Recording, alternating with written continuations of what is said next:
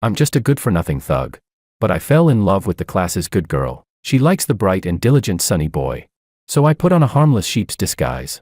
Used a few sweet words to trick her into falling for me step by step. However, just when I was about to win her over, a transfer student suddenly appeared out of nowhere, claiming that they wanted to redeem me. Redeem my ass. Don't mess with me trying to get girls. Chapter 1. My dad was drunk again. Hearing him cursing and stumbling into the house, I quickly got up. I punched myself in the face in front of the mirror. The bone of my finger collided with my cheekbone, causing a pain sharp enough to make me grit my teeth. Soon, a red patch appeared on my skin. This time the force was just right. One punch, direct hit. In the living room, my dad was still throwing a drunken tantrum. I locked the door and went to sleep peacefully. Despite his occasional kicks at the door and the cursing and crashing noises of things being thrown around. The next morning, when I woke up, there was a bruise on my cheekbone. I stood in front of the mirror for a while, carefully inspecting my wound, confirming that no matter which angle I looked at it from, my baseball cap would perfectly hide the bruise. After that, I grabbed my school bag and rushed out the door. It was 6:30 a.m., just in time to bump into Willow, who was coming out from across the street. The autumn had just begun, and the girl had already put on her autumn jacket, holding a warm breakfast milk in her hand, drinking it with her cheeks puffing up. The morning sunlight shone through the dew and reflected on her fair, translucent cheeks, casting a faint glow. My heart involuntarily skipped a beat. I took a deep breath, and the moment I caught her gaze, I quickly looked away in panic. My right hand swiftly pushed the brim of my cap down. In doing so, I completely exposed my injured left cheek to her line of sight. George, good morning. Before she could finish her sentence, it was abruptly cut off, like a tape recorder that had suddenly stopped. Out of the corner of my eye, I saw her red lips slightly part, staring at my bruised cheek with a look of helplessness. I gritted my teeth and tried to respond casually, but as soon as my eyes met Willow's, I quickly turned my head to look elsewhere. This evasive look was one I had practiced countless times in front of the mirror at home. I knew just how pitiable and worrying I looked from this angle, how easily I exposed the confusion deep in my heart, just as I expected. Willow took a few steps closer and, just like when we were kids, carefully reached out to touch the bruise on my cheekbone. Her soft fingertip gently pressed on the wound. It didn't hurt much, but I still let out a quiet hiss. If I wanted to make my reaction look more realistic, I should have pulled away slightly and acted a bit more timid. But my cheek had its own thoughts and refused to move away from her fingertip. Forget it. Not every day does Willow's hand touch my face. I let it be. She asked, "Your dad, he hit you again last night?" What Willow didn't know was that ever since I stood up to my dad with a weapon on my 12th birthday, he never dared to hit me again. Now, all that's left are some harmless drunken curses. Or him throwing things around the house in an attempt to maintain his pathetic semblance of being the head of the family. It was from that moment I clearly realized that in an environment where you have no one to rely on, only your own strength and cruelty can make the abuser fear you. But Willow wouldn't like me this way. She has always liked the gentle, warm-hearted boy with a delicate inner side, and I wanted her to like me. She asked, "Does it hurt?" Her sweet voice lost the initial sleepiness and instead carried a hint of pity. I didn't answer directly. I just smiled bitterly, tugging at the corners of my mouth, and brought up another topic. I said, "There's only 1 year left until the college entrance exam." Then Willow fell silent. Chapter 2. I know. At this moment, the kind-hearted girl with a strong sense of empathy was once again naively doing reading comprehension. She would think, in 1 more year, I will be completely free from my dad's financial dependency, escaping his grasp. She would think, in 1 more year, I will embrace a brand new, vibrant life that belongs to me. But what she won't think about is that I am silently calculating how to get her to spend another year by my side, and even have designs on her college years. Willow is always like this, so soft-hearted, so worryingly easy to trust. As vile as I am, facing the purest and most sincere kindness from this girl, I didn't hesitate to take advantage of it. So I heard myself intentionally lower my voice, asking her with the most disheartened tone, half pleading and half guiding, "Willow, let's take the same university entrance exam together. Let me follow your footsteps, step by step, climbing out of the mud of my past, at least until you find someone you truly like. I selfishly want to temporarily occupy the spot as your companion, learning to be the type of person you like, increasing my chances of winning your affection bit by bit." The heavy clouds were blown away by the wind, and golden sunlight spilled onto the path ahead of us. Amidst the shouting from the street vendors selling breakfast, the soft and gentle sound of Willow's voice was intermittently swallowed up, but I still clearly caught the shape of her lips as she spoke. She said, "Then you'll have to work hard to keep up with me. The girl I like agreed to my college entrance exam pact." My good mood from having my wish granted lasted all the way to the last class in the afternoon. until Sophia arrived. I didn't know the new transfer student, but she looked like she was completely here for me, the moment her foot stepped into the classroom. Sophia's gaze seemed to activate like radar, locking right onto me. Her eyes gleamed with a determined light. Before the homeroom teacher could even arrange her seat, she spoke up herself. "Teacher, isn't there an empty seat next to the boy by the window in the last row? I'll sit there for now." She was talking about the seat next to me. I paused in my writing and lazily looked up. For the first time, I really looked at this transfer student who had made me uncomfortable since the moment she appeared. When she saw me looking, Sophia gave me a bright and sweet smile. Her eyes, sparkling with water, curved up. The sunset pouring in from the door was the perfect filter, lighting up the classroom, which had seemed dull from the tedious math problems. Along with her smile, my heart sped up uncontrollably. But clearly, besides feeling confused, all I could feel towards Sophia was an inexplicable sense of annoyance. And from that moment on, everything started to feel off. The usually rigid and traditional homeroom teacher, who valued the distance between boys and girls, uncharacteristically agreed to Sophia's suggestion of sitting at my desk. Makoto, who was sitting in the front row and only cared about studying, actually turned around and started teasing me. His mocking gaze shifted back and forth between me and Sophia. His expression so lewd, it made it seem like there was some unspoken, ambiguous relationship between me and this transfer student, whom I had only just met. I glanced at Willow in the middle of the front row. I don't know if it was just my imagination, but it seemed like Willow had suddenly been draped with a thin, gray veil. She looked so much dimmer. Before I could observe her more closely, Sophia, who had already gotten the homeroom teacher's approval, walked over to my desk, blocking my entire view of Willow. She said, "New desk partner, please take care of me from now on." The girl playfully lifted the tone at the end. Chapter 3. Take care of you, my ass. Just as she was about to sit down after pulling out her chair, I suddenly stood up. Without hesitation, I lifted my desk and walked toward the front row of the classroom. As I walked, I explained to the teacher, who was still standing at the podium, "Teacher, I feel like my focus has been off recently, so I'd like to sit next to the teacher's desk and have the teachers help supervise my studies. Something's off. Everything and everyone feels wrong." Before I could figure out what was going on, I had to stay close to Willow to feel at ease. After setting up my desk and chair, I turned to face the girl behind me, asking gently, "Will I be blocking your view of the blackboard?" Willow seemed lost in thought, blinking vacantly. Her long, curled eyelashes fluttered like feathers, stirring my heart. The calm lake of my heart rippled with waves. Yes, this is the real feeling of falling for someone. That sudden quickening of my heartbeat earlier, maybe it was just some after effects from staying up late the other day. When I looked at Willow again, the gray veil I had thought I saw earlier had completely disappeared. Maybe I had really just imagined it. After a while, I finally heard her distracted response, "It won't block." What's wrong with her? Is she feeling unwell? I soon found out the answer, because right after the class ended, Willow gently tapped my back. "George," she called my name, her voice soft and pleasant. She said, "Are you serious about what you said this morning, about wanting to take the same university entrance exam as me?" It was clear that Willow wasn't good at asking these kinds of questions, especially those that might have other implications. Her pale fingers, resting on the desk, curled up nervously, whether from embarrassment or something else. The back of her ears flushed with a faint red. Her doe-like eyes trembled slightly. "I'm serious," I said, emphasizing each word. "You've always been my ultimate goal." But Willow furrowed her brows. Her tone conflicted and troubled. She said, "But the university I want to go to has a very high cutoff score." I immediately made my stance clear. "So I'm going to have to work really hard from now on." She finally lifted her gaze to meet mine and, as if to confirm something, reiterated, "It's going to be really tough for you." I said, "What's the process of climbing up if not tough? But I believe the view from the top will make everything worth it." Her furrowed brow relaxed slightly, but she still looked at me hesitantly, as if wanting to say something but stopping herself. I slowly closed the distance between us. Half in jest, half testing, I teased her. "Got anything else to say? Let's ask all at once. Afterward, I'll need to ask Teacher Lou for help. If I give her the wrong impression of being weak-willed from the start, she might not want to teach me seriously in the future. Maybe my earnest way of calling Teacher Lou was just too amusing." Willow smiled. Her dimples appeared faintly on her cheeks, making me smile along with her. Well then, not only did the classroom brighten, but my entire world also lit up. And so, in the warm sunlight, Willow made her final request. She asked me, "Could you please not get too close to Sophia?"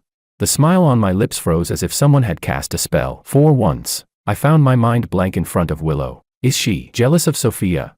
Chapter 4. I'll admit it, I'm a bit of a coward. Although I've known Willow for a long time, I can hardly imagine the possibility that Willow would like me. The only time I dared to think about it was the day I realized I had feelings for Willow. I'll never forget that completely ordinary night. The moon wasn't particularly full, and the night wasn't especially beautiful. My drunken father was passed out on the floor in the living room, spewing filthy words one after another. I opened the window to air out the nauseating smell of alcohol in the room. When I looked up, I saw the girl across the street, her face blooming like a flower with a smile. She was playfully toying with the sensitive plant on the windowsill. Her fingers were like a mischievous child, teasing every leaf of the plant. The leaves shyly curled up, and she smiled, as though her little plan had succeeded. Her dimples appeared with the upward curve of her lips, showing on her fair, innocent face. The anxiety that had built up in my chest after confronting my father was blown away by the evening breeze, and before I knew it, my lips had curled into a smile as well. I don't even know why, but I suddenly imagined myself as the sensitive plant in Willow's hands. What if her finger were to gently touch my face instead, her clear, watery eyes focusing on me the same way,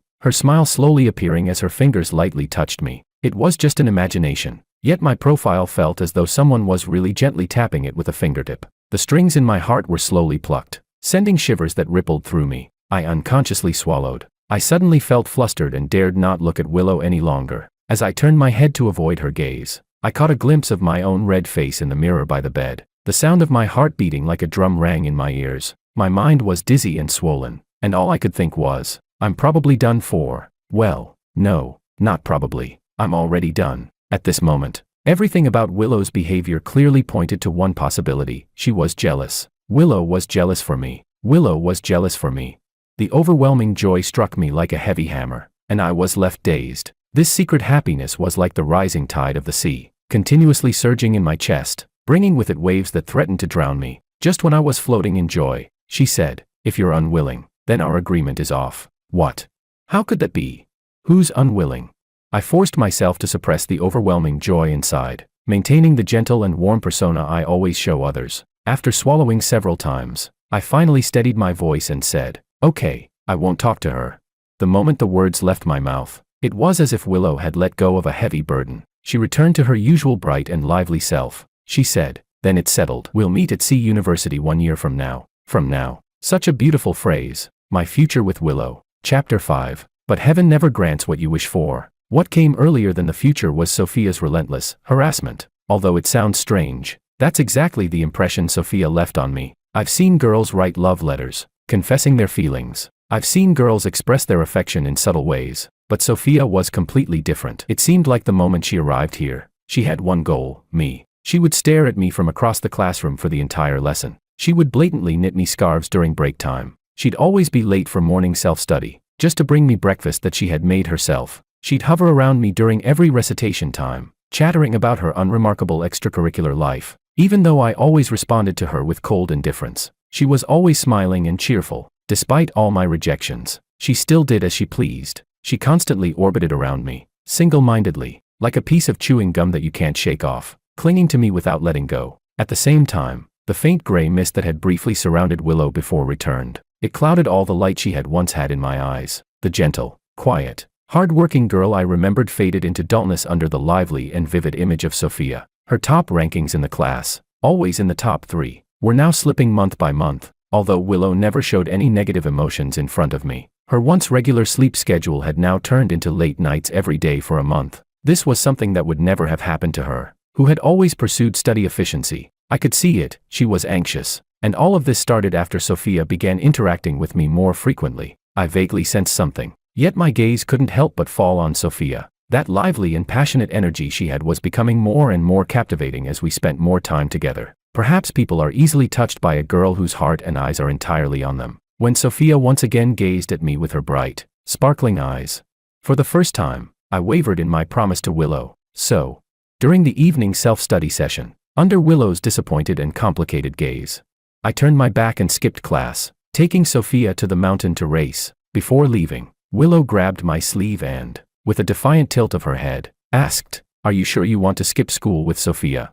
I couldn't bring myself to meet her questioning gaze. I simply handed her back the special workbook she had made for me. That was my entire answer to her. Chapter 6. The Mountain Road at Night, where speed and passion collided to create the dazzling fireworks of youth. The evening breeze rustling, making my open school jacket flutter freely. Even the most well-behaved people or things, once they break free from their restraints, can become wild. We reached the mountaintop, and the city's nightscape lay beneath us. Sophia spread her arms wide, fully embracing the howling mountain wind, and after a while, she turned around and smiled at me, saying, "How about it? Isn't this life more exciting than being a bookworm and dying with your nose in the books?"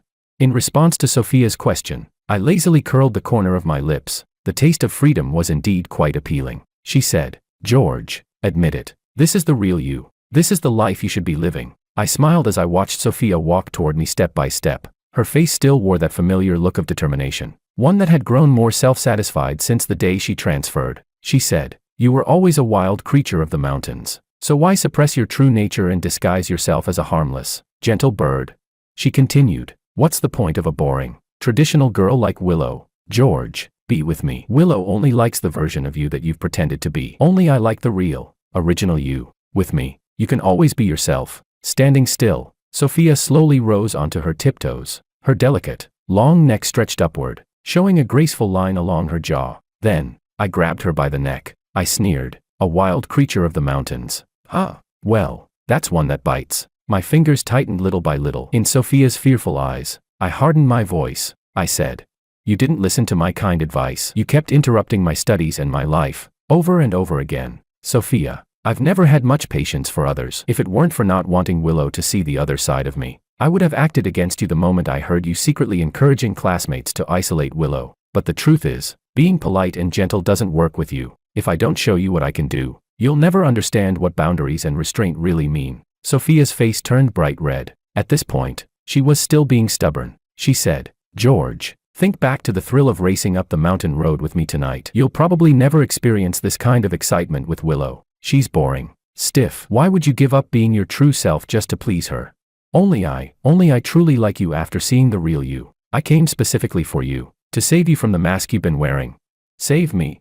No one knew better than I did what true salvation was. From a young age, I was nothing but a burden in my mom's eyes, a weight that kept her trapped in her miserable life. Whenever she thought it was time to leave, I would always panic and cry loudly. Her escape plan was always cut short by my screams, until I was 5. When I saw through my mom's every intention, after she left me again, I silently stared at her retreating back. From beginning to end, she never looked back at me. That night, after my father found out that my wife had left, he vented his anger all on me, pinning me against the door, punching and kicking me. After hitting me, he slapped his hands, cursed, and walked away, leaving me alone in a pitch-black room without a shred of light. The night breeze was cold, and it made my wounds sting. I struggled to turn over, dazed, staring at the moon above, letting the dampness and coldness of the floor surround me. My father didn't care, my mother didn't love me, and I was laughed at and bullied by other kids my age. My personality gradually twisted in the accumulated resentment toward the world, until Willow moved next door with her grandmother. Chapter 7.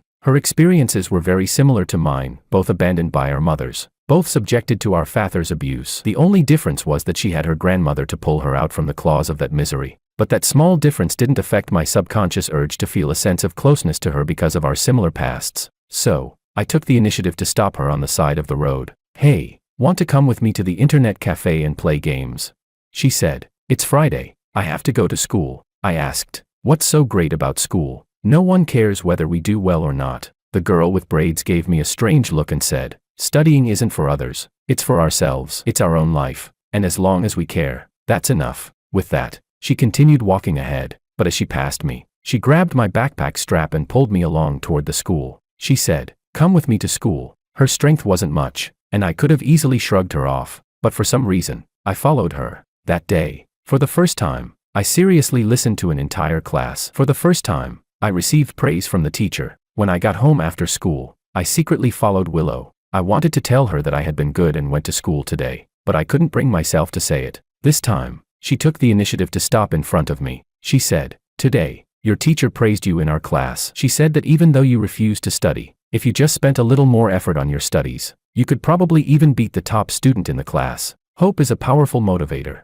Because of the words she passed on, I studied hard in my 3rd year of middle school. In the end, I barely made it into a prestigious high school. Willow lied to me that day. My teacher had never said that, but I'll forever be grateful for her lie. In the darkness, a girl opened the rusty iron gate and unselfishly shared the light she used to guide me. From then on, no matter how scorching the sun in the sky, it could never compete with the dim, warm light that shone in front of her. And what about Sophia? She indulged my bad temper, allowed my laziness to enjoy life, and encouraged me to waste my precious time. She called it salvation, but I already had a guiding light ahead of me. So how could I be misled by the inconspicuous firefly by the roadside?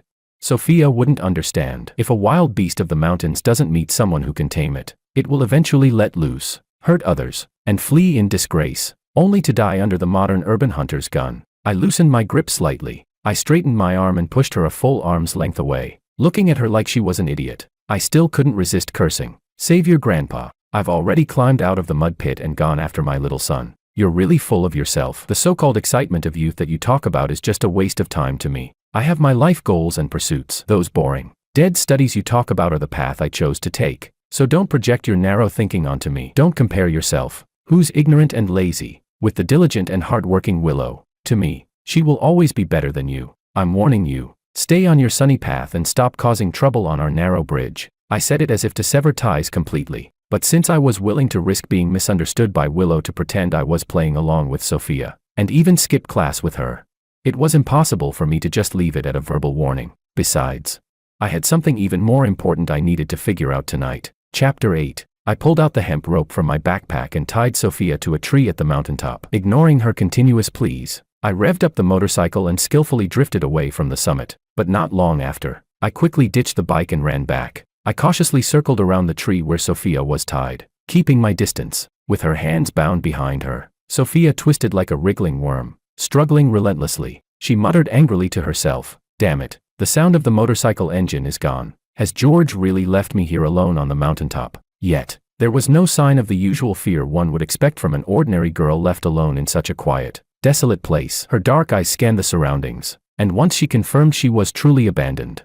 Sophia stomped her foot in frustration, as if making up her mind. Suddenly, she gritted her teeth and said aloud, "I've made up my mind. I'm going to tap into the power of the plot. George can handle the female lead halo. Fine, but I don't believe he can withstand the power of the plot pushing him. No matter what it costs, my first mission cannot fail. The female lead of this world can only be me." She really was strange, but it was too late for me to do anything about it. Almost immediately after Sophia finished speaking, an invisible force seemed to push me forward. My heart raced unexpectedly when I saw Sophia. It felt like my consciousness was floating above me as I saw myself showing the gentle expression I only reserved for Willow, untangling her ropes, and pulling her into my arms. In the blind spot where my eyes couldn't see, Sophia's lips curled into a smug, self-satisfied smile. She leaned seductively against my shoulder, half complaining, half teasing. "You're so bad. You hurt me when you grabbed me earlier, and now you've tied me up." My arm prickled with goosebumps, but even so, I couldn't help but gently comfort her. This strange behavior continued until I got home. At the doorstep, Willow was standing by the road, holding the workbook I had returned to her. The late autumn night had already started to carry a hint of winter's chill. Willow's small nose was red from the cold wind, yet she still stood outside waiting for me. As soon as she saw me from a distance, her eyes brightened noticeably. "George, you're back." If this had been before tonight, I might have smiled at her sweet greeting, but now, I replied. The tone of my voice sounded distant and indifferent. Willow was taken aback by my sudden cold response. She hesitated for a moment, then asked, "What does what you wrote in the workbook mean?"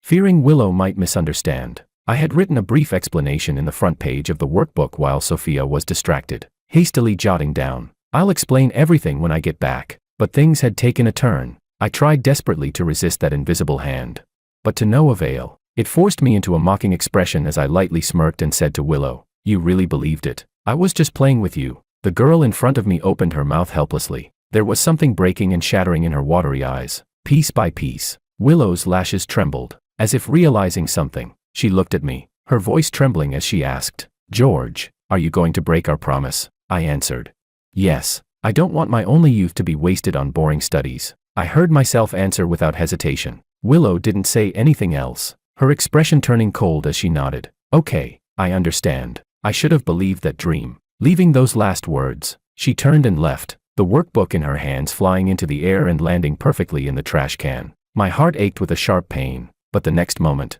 the emotion quickly faded. Only two cold, emotionless monologues echoed in my mind. Willow hates people who break promises. She's going to hate me so much. Chapter 9. After that night, Willow and I became complete strangers. Even when we crossed paths, we never exchanged a single glance. In contrast, The more time passed, the closer Sophia and I became. Inseparable. Provoked by my rebuttal the day before, Sophia became even more determined to prove the correctness of her beliefs. She stubbornly thought that forcing me to return to my ruthless, rebellious, and unrestrained self was the greatest redemption for me. Determined to walk that path no matter the consequences, she said, "No one doesn't long for the freedom to live their own life. If someone does, it's because they've never experienced the taste of a fearless, colorful youth. By then, you'll probably regret not meeting me earlier." She said it with absolute certainty. The irony was, the one who said she wanted me to be myself was actually the one preventing me from freely choosing my own life path. In the senior year, when everyone was fully focused on studying,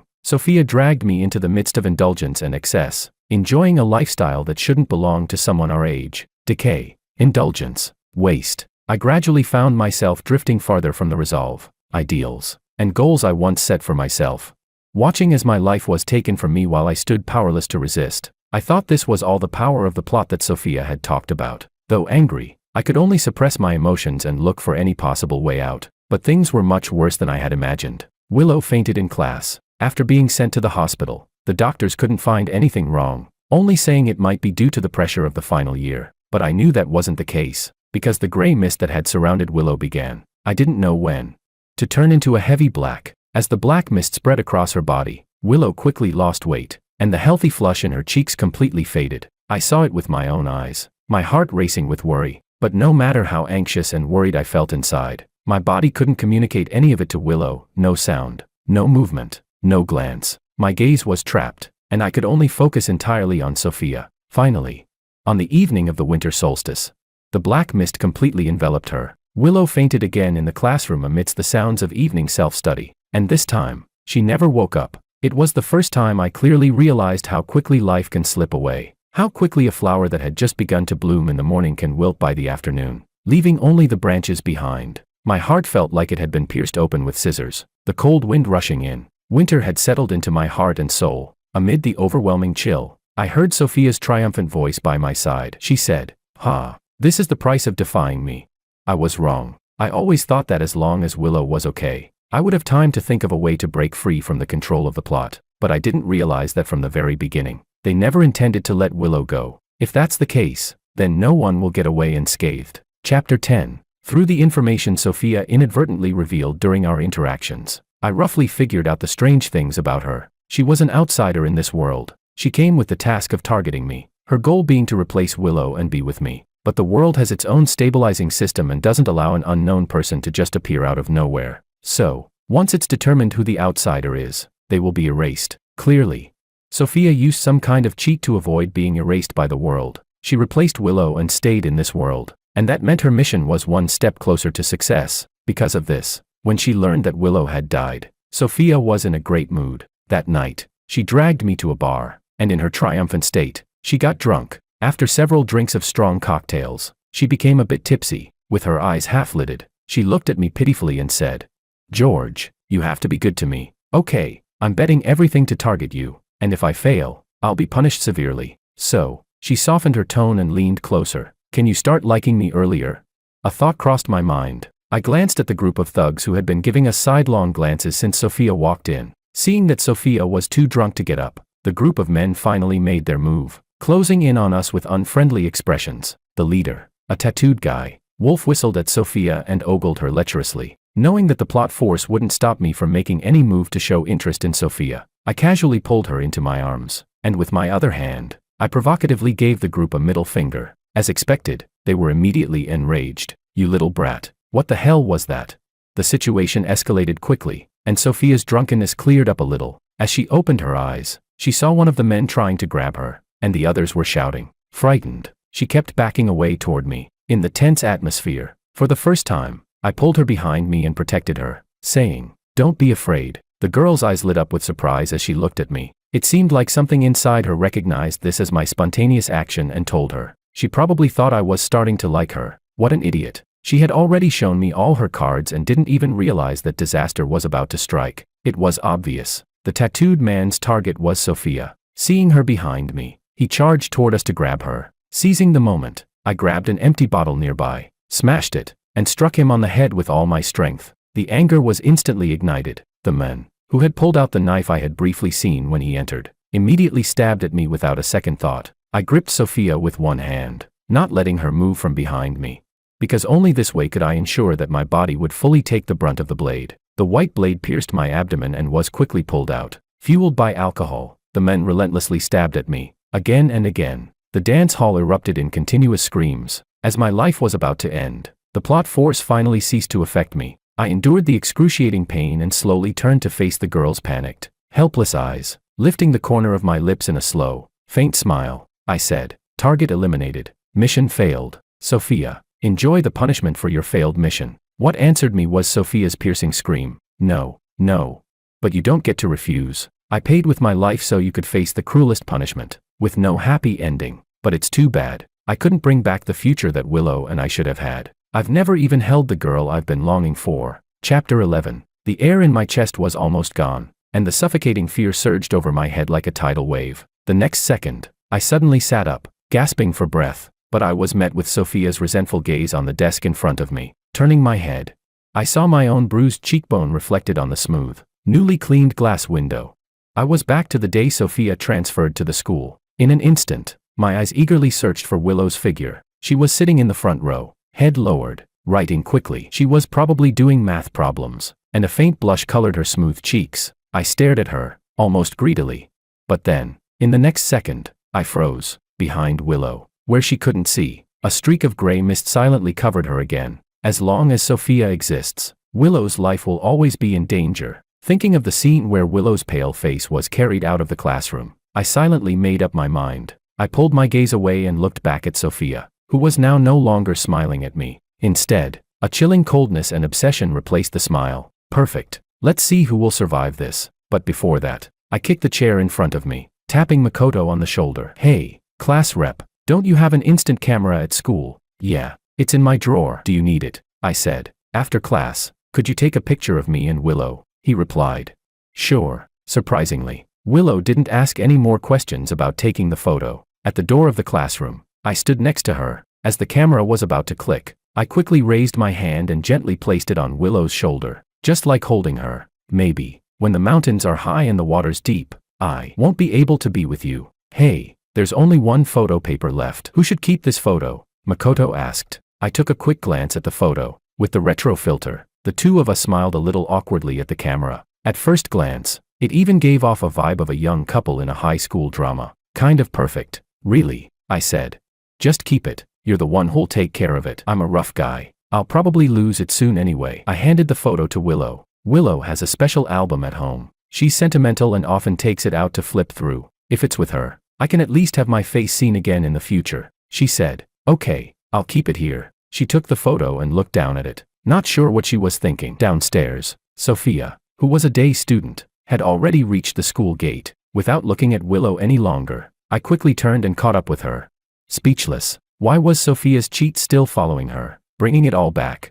Once the plot force was used again, I was taken to her small house. It was clear how deep her hatred for me ran. She was so desperate to lock me up and make me experience the same kind of punishment that she had endured, planning to have me feel the hopelessness of being unable to survive or die. She said, "You think you're so impressive, so noble, that you'll sacrifice me for your and Willow's love, huh?" Sophia asked, her face dark with anger. Restricted by her cheat, I couldn't even argue back. She continued, "I originally wanted to make you experience the pain I went through, one by one, but..." She seemed to have thought of something, and her lips curled into a mocking smile. "When I saw you, I changed my mind. You'd rather give up your life for Willow's revenge, right?" "Really don't know." She stretched out the last word. "What kind of expression you'll have when you watch Willow suffer through all that. I really can't wait to see it." Just as she finished speaking, a polite knock echoed from outside the door. Chapter 12. She said, "I've brought you a gift." Sophia sneered as she walked to the door. Just before she turned the doorknob, she looked back at me and raised an eyebrow provocatively. The old wooden door creaked as it opened. The streetlights outside fought to squeeze through the crack in the door, spilling into the room. Willow stood backlit, holding, before I could even see what she was holding, the girl was already quick enough to strike Sophia's head with it. I heard the loud, harsh sound of wood meeting skull from across the room. The next second, Sophia staggered and fell to the ground, unable to get up for a while. Seizing the moment, Willow rushed into the room and stood in front of me. The girl's eyes were unfocused, and her earlobes were bright red for some reason, like they were bleeding. She took a deep breath, then cupped my face in both hands. She said, "George, I know your body isn't under your control right now, but the situation is urgent, and there's no other way." With that, Willow closed her eyes and gently kissed my lips, like a dragonfly skimming the water. I froze. It wasn't the stiff kind of freeze, it was the kind of freeze when a long-held wish finally comes true, but Willow didn't know. Seeing that I hadn't reacted for a while, she thought it wasn't enough. So she kissed me again. Holy crap, the fireworks in my head were about to blow me up. Dazed, I quickly looked away and glanced at the other side of the room. I didn't want to look, but once I did, I was shocked. The gray mist that had once surrounded Willow had now shifted to Sophia and was rapidly turning into a thick black cloud, almost completely enveloping her. So, if Willow and I kiss, will it erase Sophia? Is that really a thing? Why didn't anyone say so earlier? I thought I was mentally preparing to spend the rest of my life in prison. After the first kiss broke the restraints, my hands, now free, placed one hand at the back of Willow's head and the other on her back. I moved forward, blocking her again. Willow hummed in confusion, but I couldn't hear it. The sound of my heartbeat drowned everything out, and I didn't even notice when Sophia's body turned cold. After it was over, the room felt a little weird. One person lay motionless on the ground, dead. Two people stood facing each other, blushing and not daring to look at one another. The atmosphere stayed frozen for a long time. I scratched my head and said, I feel like there's still some sort of physical restraint, like it wasn't completely undone." "Is that the case?" I asked, playing dumb. Finally, Willow looked up at me. Her gaze wasn't very friendly, though, but it felt good. It was Willow, alive and full of vitality. Still a bit awkward, though. I forced myself to look away from the almost glued to Willow lips and brought up the main question. "How did you know that a kiss could erase Sophia?" Of course, I had to ask that at the wrong time again. Willow pursed her lips and said, "I knew from a dream. I had a dream about Sophia in my past life, but back then, the dream only showed that you'd gradually give up on your studies under her temptation, and then we'd part ways after the summer following senior year. At first, I didn't completely believe it, but you know how things went. You were helpless, but in my eyes, it was like the dream came true. Until I died and came back, the dream was finally completed in full. The world we live in is a novel. You and I are, well, the main characters. Sophia is the book crosser trying to target you. The world's stabilizing mechanism isn't that advanced. It only judges who is a native based on your actions. So between me and Sophia, whoever you grow closer to will erase the other one. It turns out, the ones who came back weren't just me and Sophia. The charming emotions faded away into heavy memories. I glanced at Sophia's body on the floor and asked, what do we do with her body? Chapter 13. In the end, Sophia's body disappeared without a trace, and all evidence of her existence in this world was erased. Willow and I returned to our busy but fulfilling senior year, knowing that we were the main characters of this world was, aside from being somewhat unbelievable, just another fact. Perhaps in another space-time, we were merely paper figures in a book, but in the world we live in, everything was a living, breathing reality. Nothing would fall from the sky just because we were the main characters. I still had to rely on my own efforts to make sure I could attend the same university as Willow. After all, I was her male lead. Damn, just thinking about it made me happy. Tonight, I'll finish another set of physics problems. Before I get to that, I asked, Willow, can I have that photo of us together from that day? She replied, no. I asked, why not?